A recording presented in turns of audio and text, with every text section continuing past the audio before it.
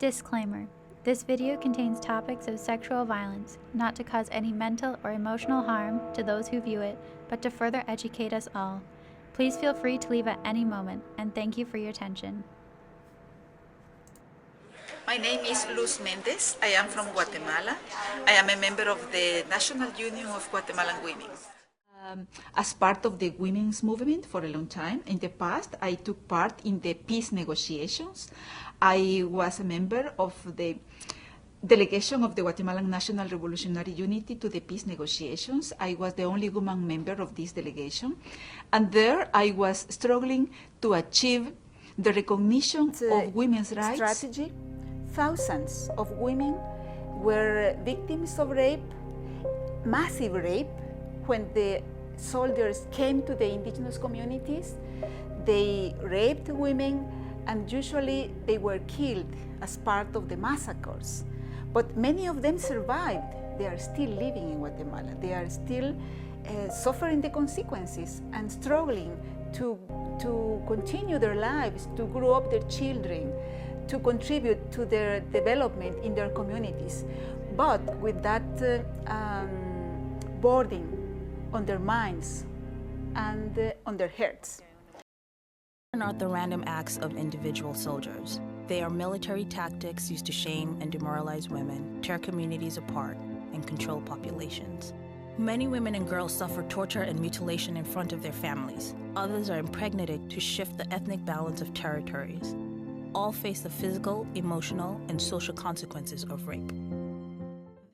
Rape is an issue that takes place everywhere around the world. It affects all women, no matter their status in society. In North America alone, 1 in 4 women will be sexually assaulted in their lifetimes.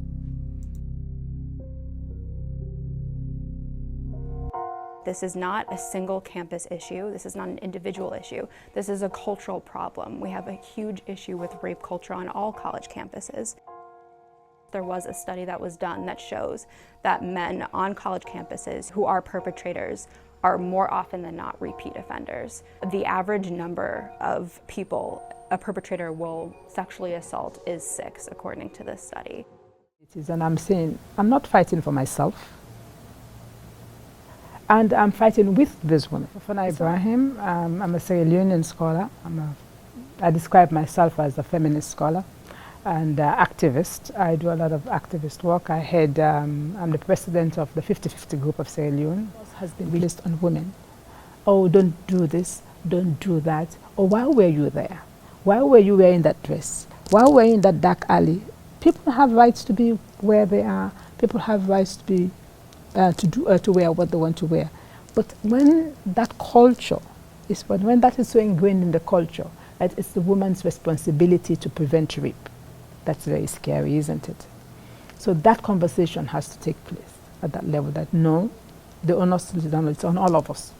We should raise our voice, because we start to raise boys before they become men. So we should raise our voice to understand that rape is not acceptable. It's not part of the culture that we want to portray. Yeah?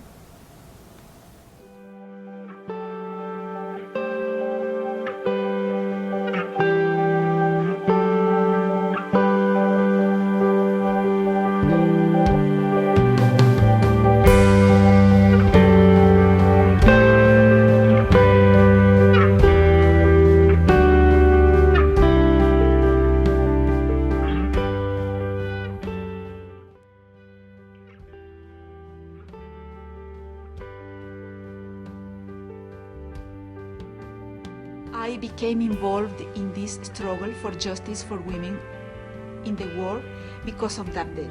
Women, we are half of the population, so we have the right to equality. And because this is part of building democracy, this is part of building peace, this is the part of building a justice world and a long-lasting peace in the world.